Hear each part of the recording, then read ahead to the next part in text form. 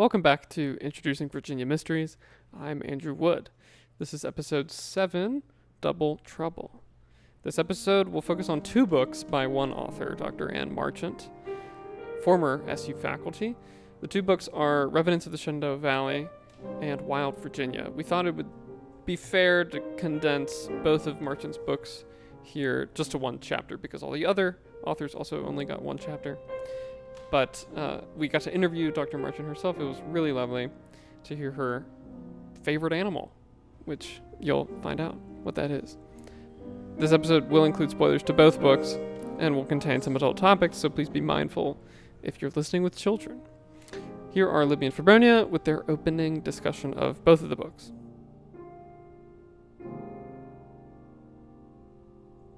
Okay, so Anne Marchant is the person that we focused this chapter on. We wrote this one together. Yes. She has her PhD in information technology, which is what she teaches. She used to be a professor here at Shenandoah, actually. Whoop, whoop. And she always wanted to write actually while teaching, but never found that she had the time. So now, in the past 2-ish years, now that she has the time, she wrote a couple of books. One of them being Revenants of the Shenandoah Valley, and the other being Wild Virginia. And she also has a bunch of cats. And she likes to go kayaking with her husband.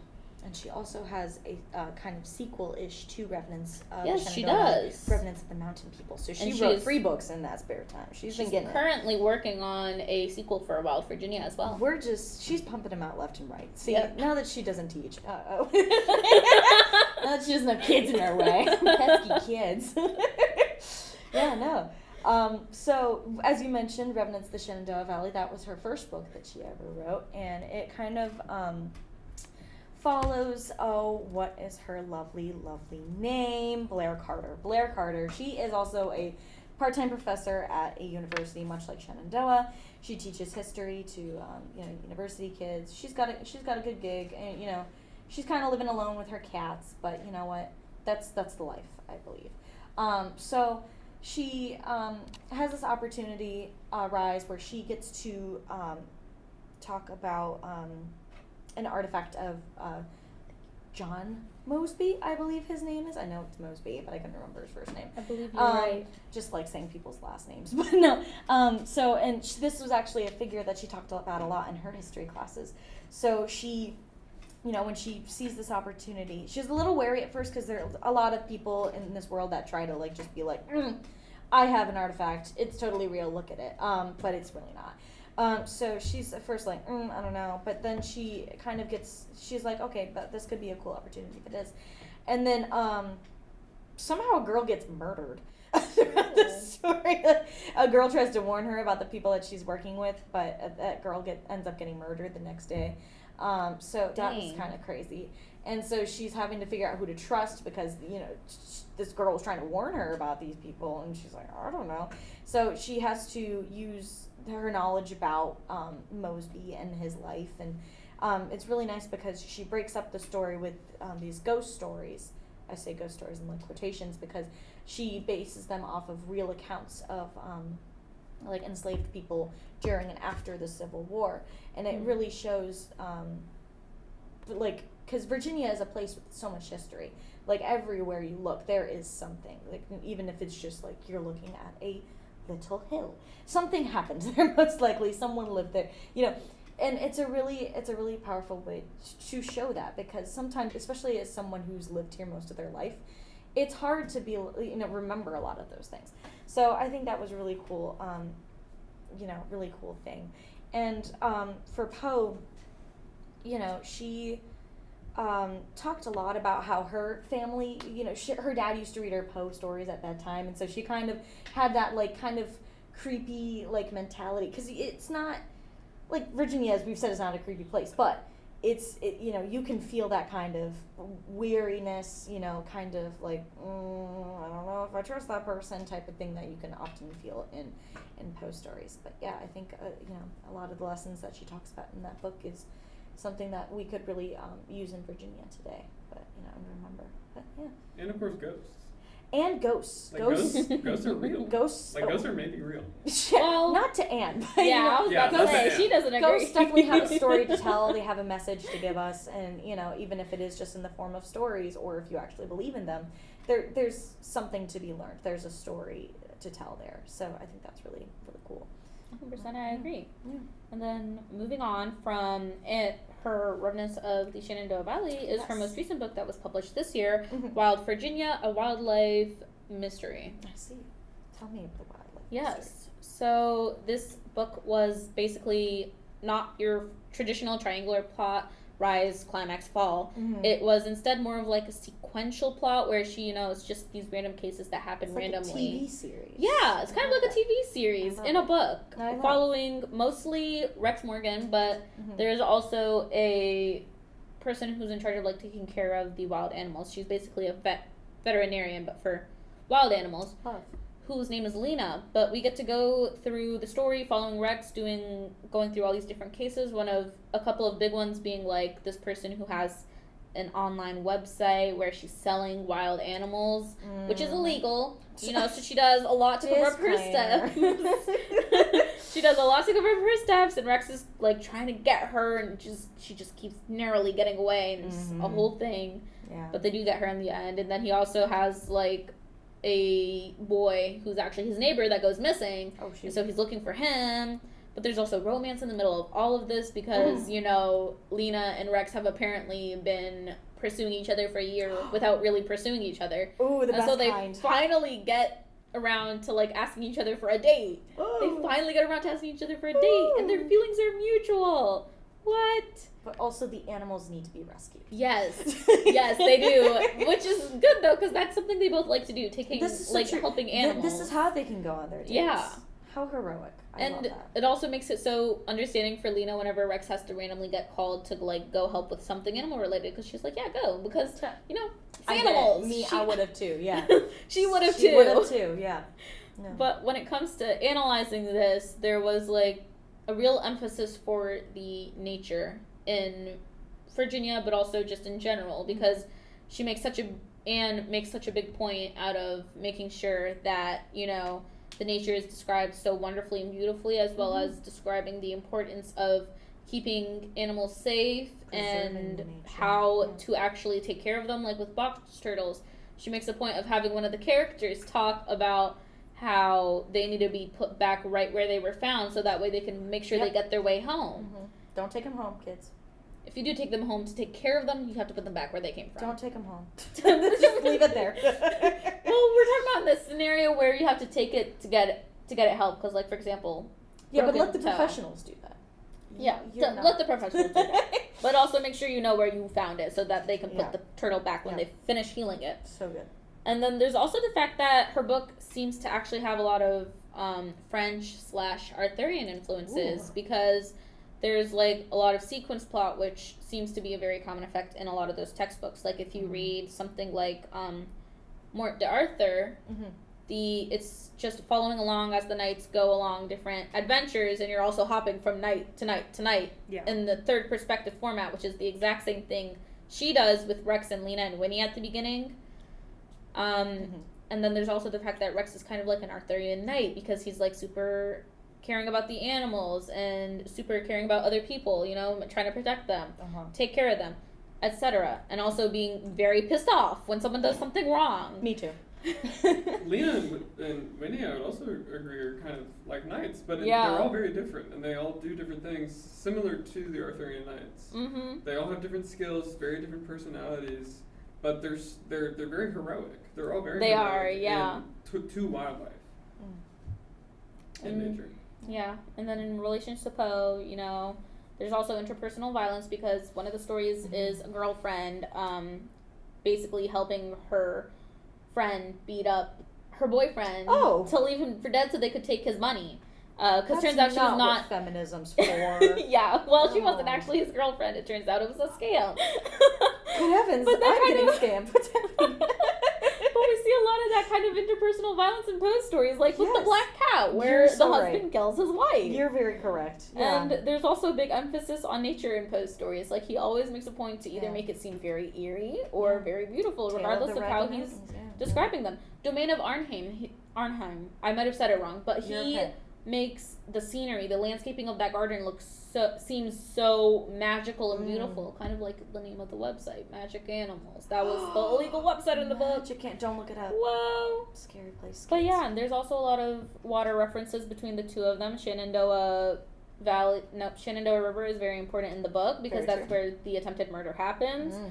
And Poe has a lot of water-related poems / stories, and they have like big effects in those stories. Yeah. So what does that mean for Virginia today, Febronia? What are we gonna do? Information. Get rid of data centers. I Not see. kidding. It comes back around. Not get rid of them, but maybe lessen the amount of data centers we have because they are like negatively impacting a lot of animals, a lot of the nature. Yeah.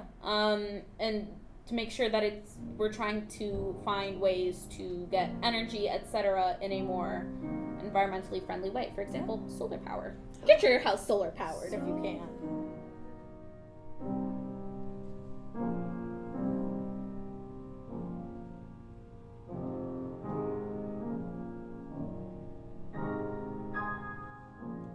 Before we get to our group interview with Dr. Marchant, this episode's cover is the back material of Libby and Febronia's book. It's kind of an old-fashioned library card with all the authors' names and their year of publication of the book that we're investigating. So here's our interview, all of us, with Professor Hammond and Dr. Marchant.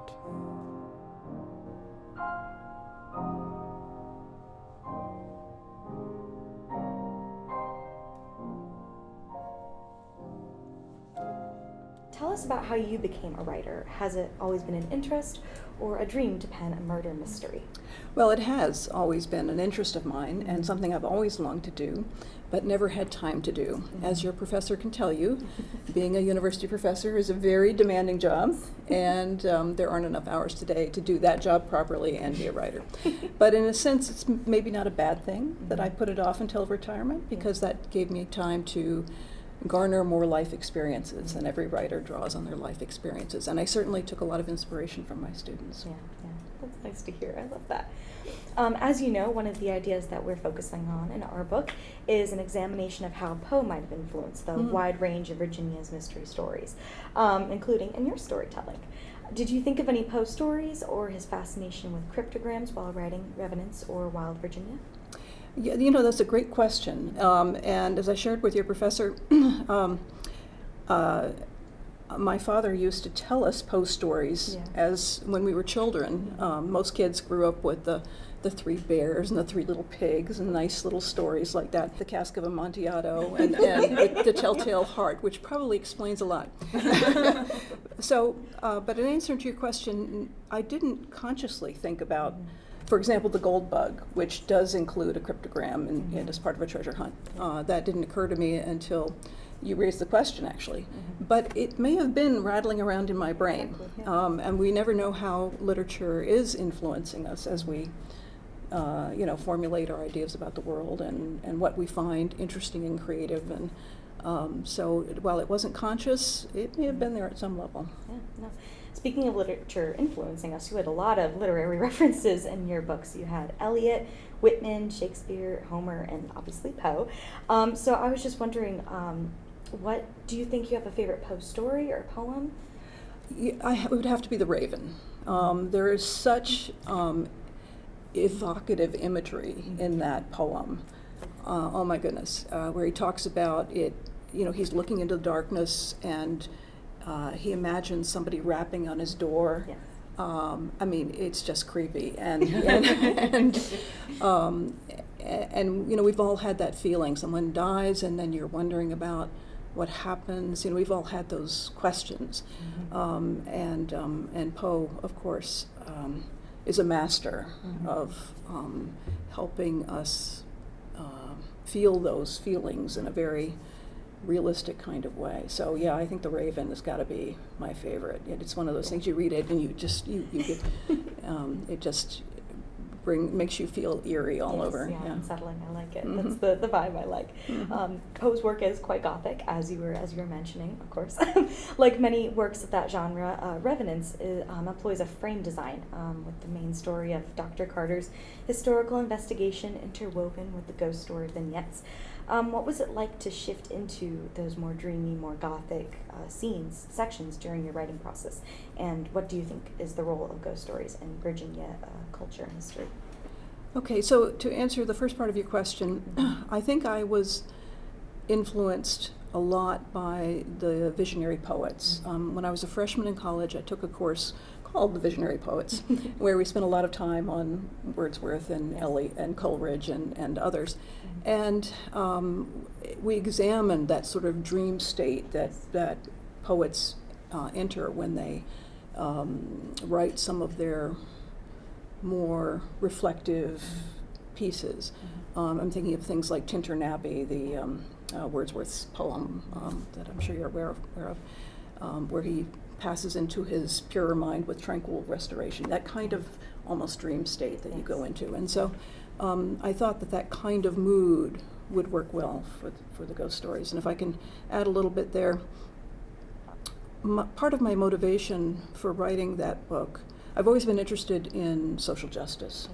And in Virginia, we have the public history all around us, right? We have, you go down the road, we go down Jubal Early Drive, we see the markers for this battle and that general. We don't know so much about the lives of the enslaved peoples or the widows and orphans or those stories that haven't been told. And writing ghost stories was a way to get at some of those things.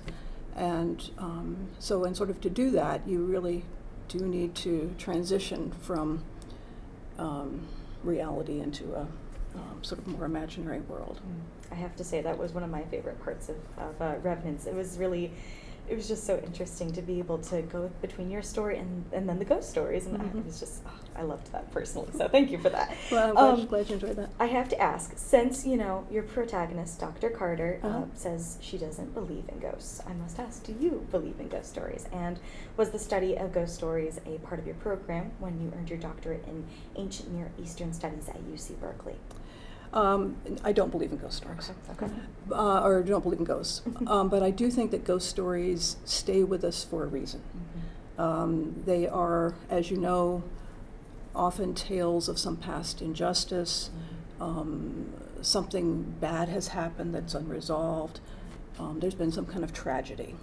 And as rational people, those of us that are rational, we don't like that, right? It's unsettling. So these are cautionary tales that society keeps with us as a way to, I think, teach us. I think they have a value as teaching experiences.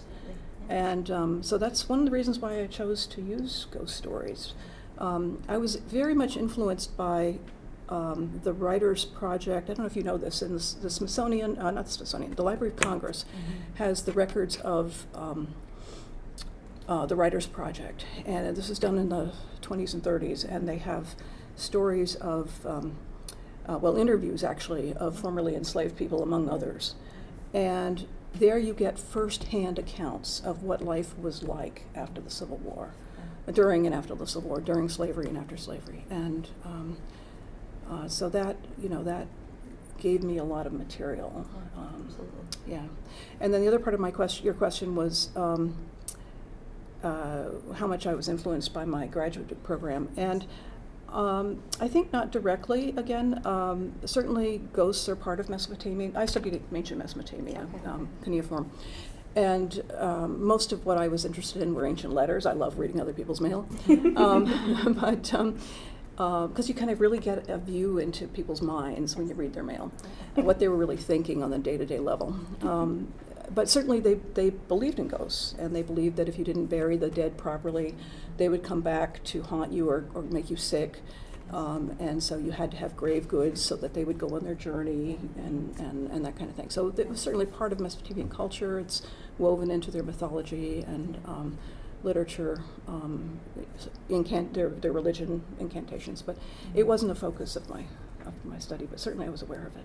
Very nice, very nice. Speaking of ghosts, Blair Carter is a Shenandoah University history professor teaching a special course on Colonel John Singleton Mosby, aka the Gray Ghost. Have you always been interested in Virginia history, and how did you happen upon this tale of the Mosby treasure? Okay. Well, I became interested in Virginia history when we moved here in the mid-1990s and into Virginia. We had been in California where I was at graduate school. And we first lived near Warrenton, Virginia, which was not far from where Mosby had his encampment, actually. And we lived on a road, Leeds Manor Road, and just off of Leeds Manor Road is Carter's Run. So that figures in the book. And it had, at the time we moved in, a very old, rickety wooden bridge. And if you drove over it, it was a single-lane bridge, very scary. And it would make this rattling noise. And the local lore, as explained to me by one of my older neighbors, was that these were the ghosts of Mosby's riders, night riders, going across the bridge as they made their way back to their encampment. And so I became interested in Mosby. And if you read about Mosby, he's presented often as a folk hero, right? He was sort of a Robin Hood kind of figure. But if you really start digging into Mosby, as I do in the book, he was not really a nice man. I think he got better when he got older. He was a little bit after the war, and he was sort of reflected on his previous life. But as a young man, you know, he was bullied, and I think always had a chip on his shoulder. And he was expelled from school for shooting another student. So anyway, I became interested in him, and I think what did it for me when I read that Mosby had a 8-year-old child shot because he was worried that the child would reveal their location. That did it for me. I thought, no, he's no longer a folk hero in my eyes. He's I can't get past that one. So I think it's important when you're writing about history, even though these are novels, you know, to show historical figures in a three-dimensional kind of way. Absolutely. You know, the good along with the bad. But I think he did change in later life. It's good to hear. Okay, so Libby has been focusing on your first novel, Revenants of the Shenandoah Valley book, but I've been focusing more on your latest book, Wild Virginia, which takes us from history to the beauty of Virginia's natural world, especially with the animals. And it's a big shift from the world of history to archaeology. So I was wondering if you could tell us a little about your own experience in developing education programs at the Smithsonian Conservation Biology Institute in Front Royal, Virginia, and how you first became interested in conservation efforts. Okay, great question. I've always had an interest in environmental conservation. My twin passions are social justice and environmental conservation, so not surprising that those were the topics of the books that I chose to write. Most of my career has been in computer science and information technology. That's what paid the bills. But some years ago, I was working for George Mason at the time. I'd been working for George Mason for many years. I'd been tapped to start their IT program, and it was going along successfully. We'd hired, it was really a forced march over mountains. It was you know, it was a lot of work, but we created a lot of new courses and hired a lot of new faculty. And it was up and running, going well, and I thought, you know, I really want to do something else for a while. I'm just tired. I'm a little burned out. And I happened to see the job opening for associate director at the Smithsonian Conservation. There wasn't a school yet at that point, but at the new program that was being developed. And I thought, you know, this would be fun. Why don't I give it a shot? And I knew about the place because my husband had done some consulting there. Turtle tracking and elephant tracking work that some of the scientists were doing. And I don't know if you've ever been there, but it is an amazing place. I mean, magical is the only word for it. It's 1,500 acres out in the Virginia countryside, and they breed some of the world's rarest and most exotic species there. The top scientists in the world in environmental conservation go through that place. So it was an awesome experience. And in fact, I'm back there now doing volunteer work, helping the scientists with a kestrel research project. So just for fun, just because I love it there so much.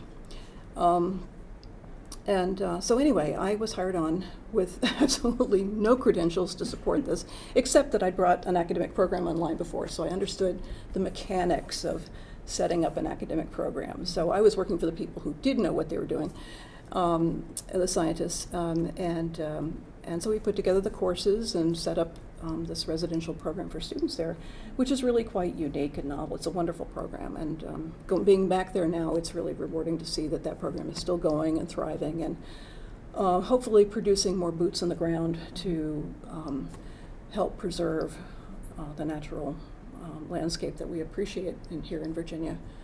That's one of the things I love about Virginia, is that we're surrounded by all this natural beauty and some amazing species. Mm-hmm. So I'm sorry, that was a long-winded answer to your question, but okay. as you can tell. Yeah. There are really a lot of animals around here, so it was really cool to see them in your book. Adding on to that, though, one of the book's antagonists conned unsuspecting victims with the promised sale of magical animals, which turned out to be owls and raccoons. I enjoyed reading how you were devoted to your pet cats because you see them as magical. Do you think any of Virginia's wild animals seem magical in real life? And do you have a favorite wild animal that's native to Virginia? I think one of the things that when you really dig down deep and start learning about wildlife, you realize just how intricate the interrelations are between species. And you come away with a increased appreciation for how destructive human beings are, and how we really have no clue what we're doing, and we really need to be very careful about what we're doing. I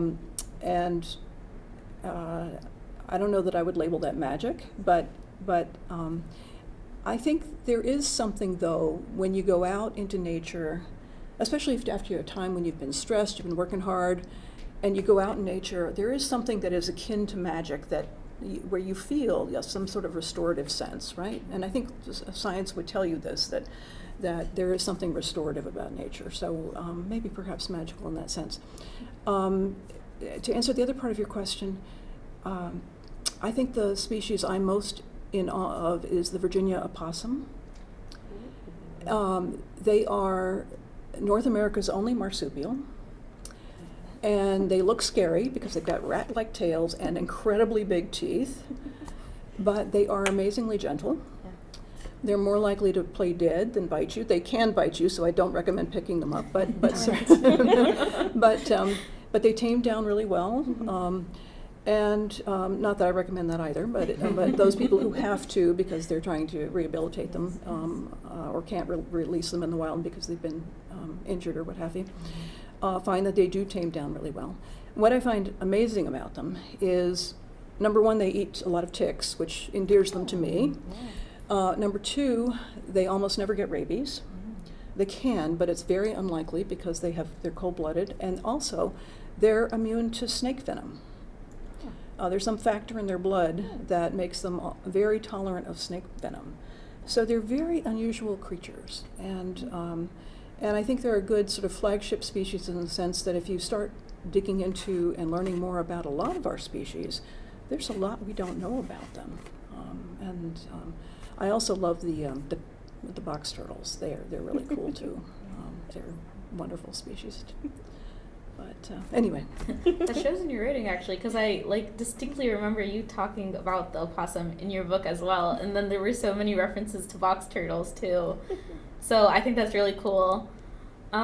Your protagonist, or at least one of them, Rex Morgan, is a wildlife conservation officer, and his work takes him to many Virginia locations. What was it like to include such a vast array of particular and specific settings in one book? Yeah, so a lot of those settings are places that I've been, and my husband and I love to hike and to walk and to kayak, and a lot of those places are places we go to regularly. I also, when I was researching the book, interviewed a wildlife conservation officer, Jackson Dearberg, who was amazing. He was very generous of his time. and told me a lot about the places he goes, the amazing territory he has to cover, and that's his life. You know, he may get a call one place and then another call somewhere else, and they are expected to do all the work of a regular police officer, but in addition, they have to have all these other skills like driving different kinds of boats and tracking and knowing all the hunting and fishing regulations, and it's one of the most dangerous jobs in law enforcement. But yeah, we are surrounded by all these amazing state parks and places. I just had to include them. Adding on to that, one of the key locations that was in your book was the Shenandoah River itself. Mm-hmm. And it's especially integral towards the end where we actually witness people going kayaking. Do you think people underestimate the dangers of swimming or kayaking in the seemingly peacefulness of the Shenandoah River? Absolutely. My husband and I go kayaking about 2 or 3 times every summer, and the first thing you have to know is there's a big difference between the river in flood and the river during the middle of the summertime when there's not very much water in it. But in both cases, it can be dangerous. It can be deceptively dangerous for 2 reasons. One is there are natural dams, rocks across the river, and beyond those, the water churns very quickly. So if you're, for example, manage to get your kayak wedged and overturned, or your inner tube or what have you, you can end up upside down, hit your head on the rocks, and if you're not wearing a life vest, you can drown. But also, when it's in flood after it rains, the river level can rise very quickly. And there have been times when we've gotten our kayaks ready and gotten all our gear together, we've gone there and we've looked at the water and we're going, not today. Nope, it's a little scary, not doing it. And and we always wear our life vests, so you have to be careful. And there are a lot of stories of people drowning. The stories I tell in here about Parker's Hole are absolutely true stories. And we went out with a fish finder once to locate it, and I think we found it. Because there's an area we didn't find, Parker's Hole is supposed to be 30 feet deep, according to the stories. We didn't find anything that deep, but we also couldn't survey all of it either. But we did find a sinkhole in the area where they said that it was. And that's where a lot of Civil War soldiers were said to have died. So yeah, I think like any natural space, you do have to be respectful of what could happen. That doesn't mean you have to be fearful about it, but you do have to go prepared, and don't do stupid stuff like go out by yourself and don't take water or something like that. You just have to be prepared. But we enjoy the river very much. Glad to hear it. You also have a wide and wild assortment of crimes within Wild Virginia, including the attempted murder that happened in the Shenandoah River, which really give us insights into the wide range of knowledge and the needs to have in order to be successful that Rex needed to have to be successful at his job, which also resulted in a more episodic plot structure. So as a writer, what was it like to shift from a typical pyramid plot structure with the big reveal towards the end to a more sequenced plot approach?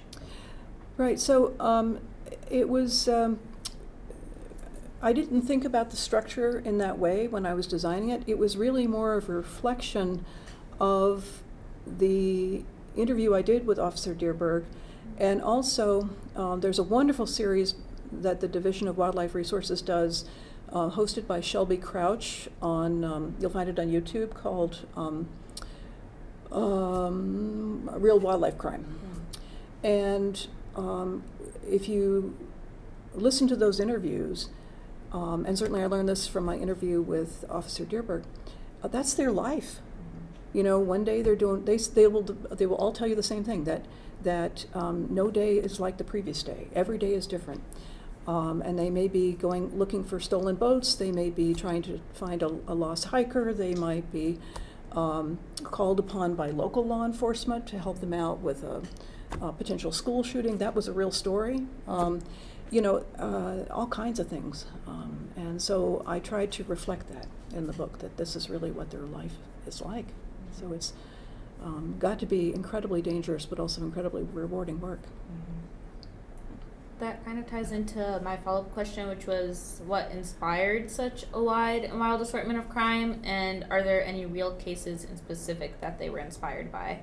Absolutely, and yes, a lot of those stories are inspired by true stories. The turtle trafficking in particular, turtle trafficking in Virginia is a huge problem, and box turtles are being wiped out by the pet trade and the trade in for turtle products.